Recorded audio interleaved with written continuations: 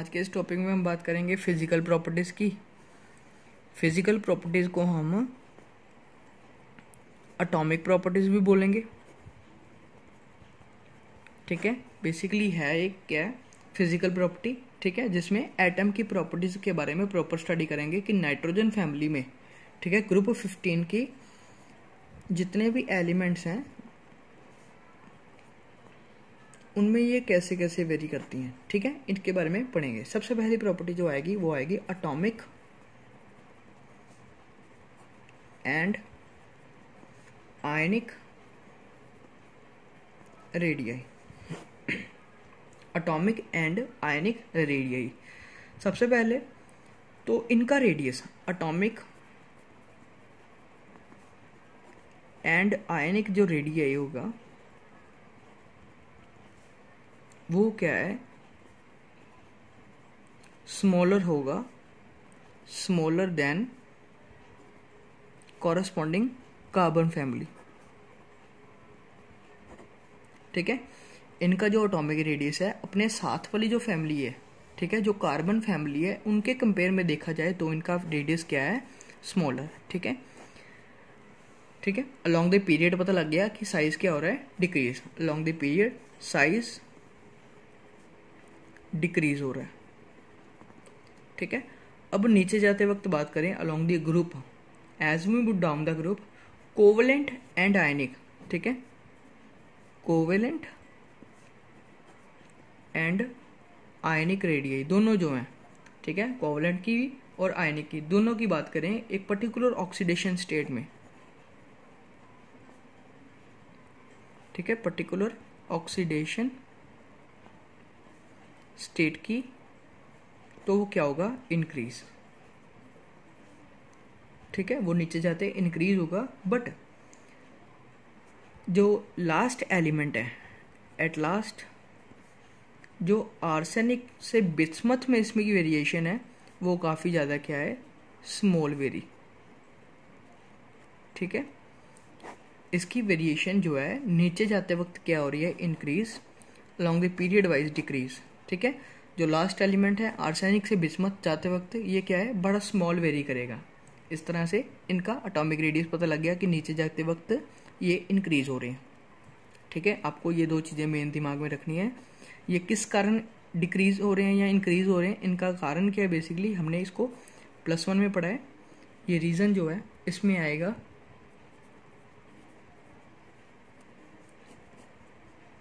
Screening effect, जिसको shielding effect पढ़ते हैं, और इसमें आएगा न्यूक्लियर चार्ज इफेक्ट।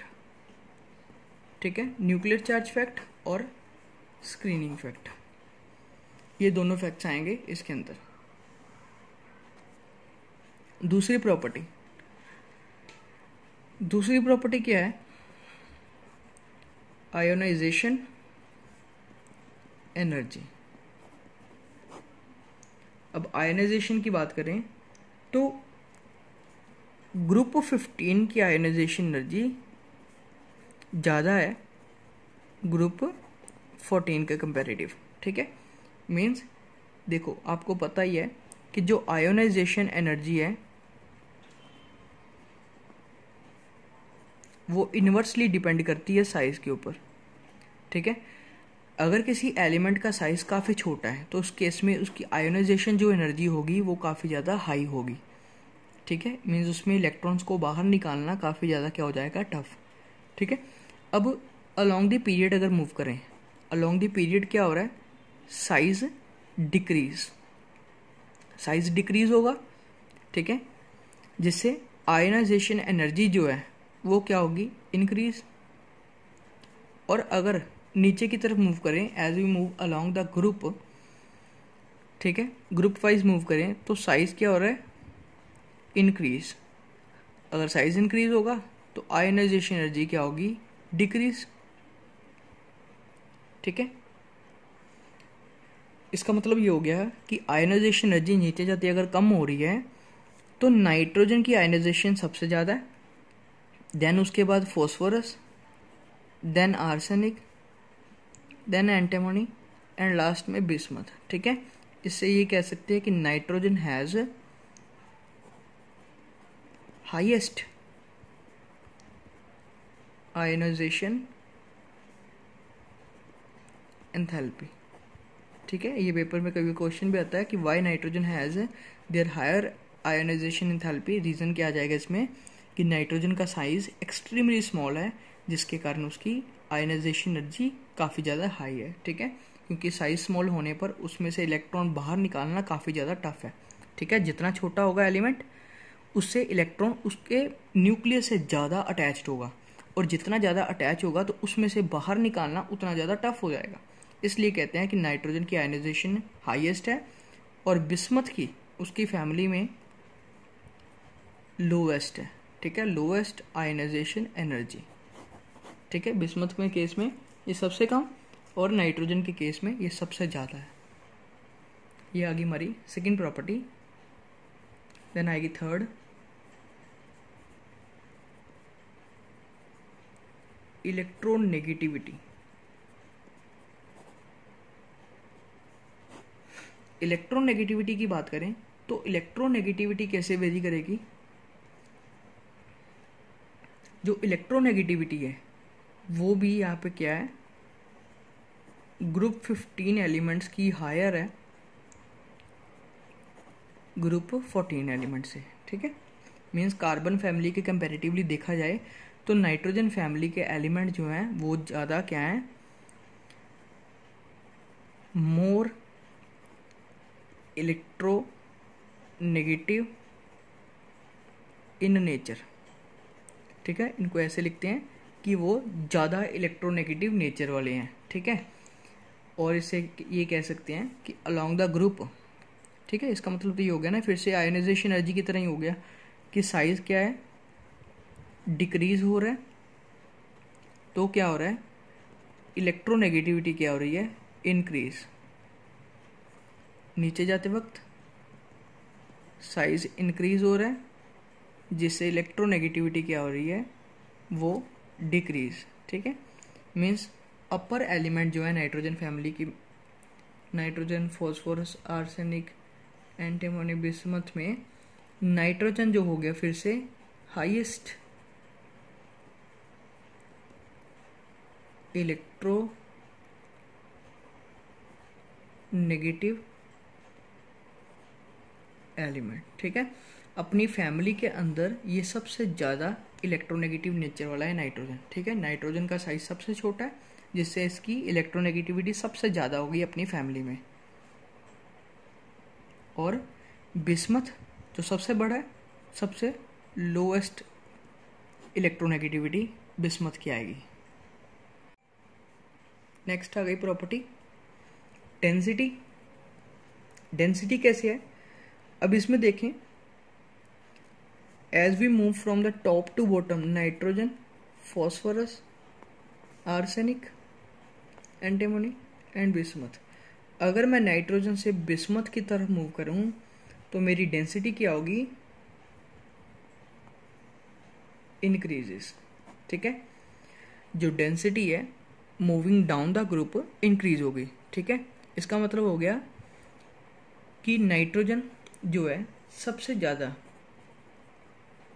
लाइटेस्ट है और बिस्मथ जो है वो सबसे ज़्यादा डेंसर हो गया। ठीक है, डेंसिटी इस तरह से वेरी करती है कि साइज इंक्रीज होने पर डेंसिटी इंक्रीज हो रही है। ठीक है, जैसे जैसे साइज इंक्रीज हो रहा है डेंसिटी इंक्रीज हो रही है। क्यों इंक्रीज हो रही है, क्योंकि साइज के बढ़ने पर नंबर ऑफ इलेक्ट्रॉन्स और नंबर ऑफ न्यूट्रॉन्स, प्रोटॉन्स जो न्यूक्लियस के अंदर है वो काफ़ी ज़्यादा क्या हो जाएंगे, इंक्रीज। तो उनके इंक्रीज होने के कारण डेंसिटी क्या है, काफ़ी ज़्यादा हो जाती है उनकी। ठीक है, इस तरह से कह सकते हैं कि डेंसिटी नाइट्रोजन की सबसे कम है और बिस्मथ की सबसे ज़्यादा है। फिर आ जाएगी next property, metallic nature. Metallic character या नेचर। मेटालिक नेचर में क्या आएगा कि एज वी मूव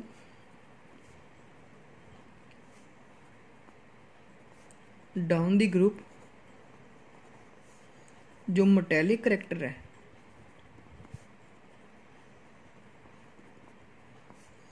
वो क्या होगा, इंक्रीज। ठीक है, मेटालिक करैक्टर ने इंक्रीज होना है, means nitrogen, phosphorus, arsenic, antimony and bismuth. और इनकी बात करें तो पहले तो ये दोनों क्या हैं, प्योर नॉन मेटल्स। ठीक है, ये दोनों नॉन मेटल्स हैं। इन दोनों की बात करें तो ये दोनों मेटलॉइड्स हैं। इनकी बात करें तो ये मेटल्स। ठीक है, मीन्स कह सकते हैं कि नॉन मेटल से नेचर मेटल की तरफ चेंज हो रहा है, मीन्स मेटालिक करैक्टर जो है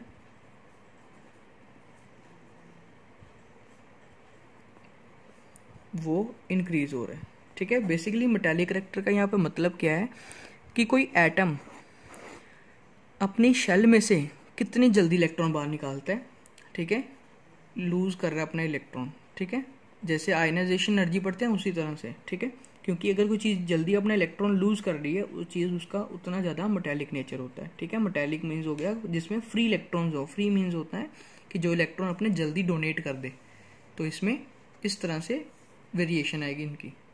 ठीक है, मेल्टिंग पॉइंट और बॉइलिंग पॉइंट हमारी next property, sixth property, melting and boiling point.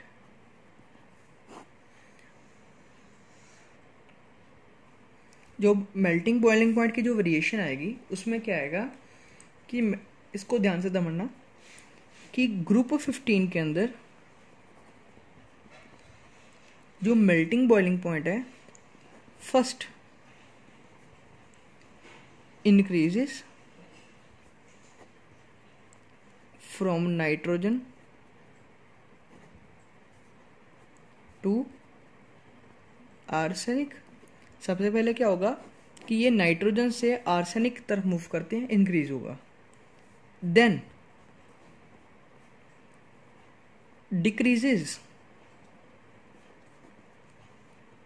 From antimony to bismuth. पहले तो इंक्रीज होगा नाइट्रोजन से आर्सेनिक तक, बाद में डिक्रीज होगा एंटीमोनी से बिस्मथ तक।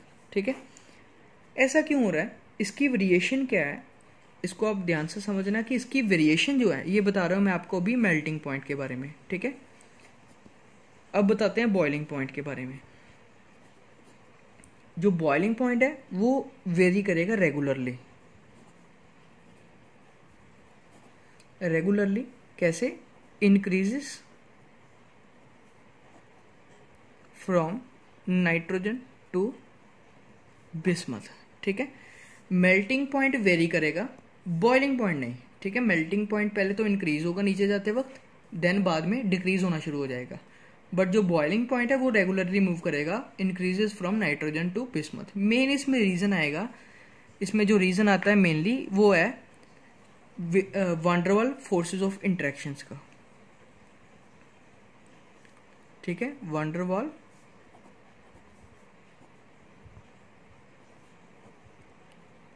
फोर्सेज ऑफ इंटरेक्शन का। ठीक है, जो वान डर वाल फोर्सेज ऑफ इंटरेक्शन है वो क्या करती हैं, यहाँ पर हमने इसको +1 में स्टडी किया था पी ब्लॉक के अंदर भी। ठीक है, वान डर वाल फोर्सेज ऑफ इंटरेक्शन जो है वो बॉइलिंग पॉइंट के अंदर तो रेगुलरली वेरी करती हैं। ठीक है, लगातार इंक्रीज हो रही हैं, बट मेल्टिंग पॉइंट के अंदर वो एक पॉइंट पे जाकर क्या हो जाएंगी, बिल्कुल डिक्रीज हो जाएंगी। ठीक है, तभी इसका बॉइलिंग पॉइंट जो है बड़े एलिमेंट्स के अंदर थोड़ा सा कम होना शुरू हो जाएगा। मेल्टिंग पॉइंट बॉइलिंग पॉइंट थोड़ा सा वेरी करना शुरू हो जाएगा इस केस में। ठीक है, ये होगी हमारी सिक्स्थ प्रॉपर्टी। उसके बाद आ जाएगी सेवंथ प्रॉपर्टी, इसमें आएगी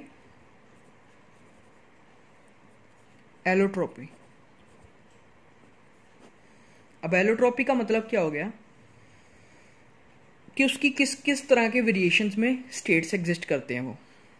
ठीक है, except nitrogen and bismuth all the elements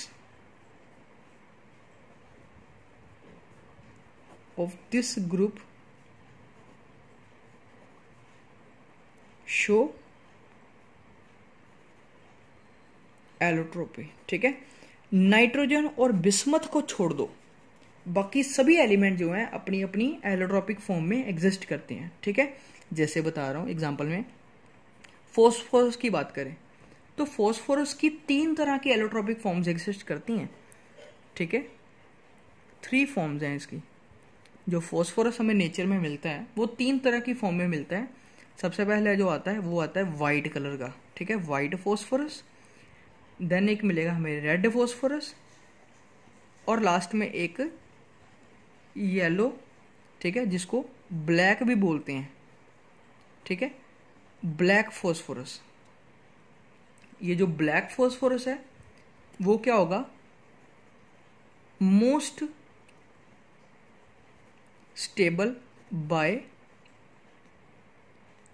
thermodynamically.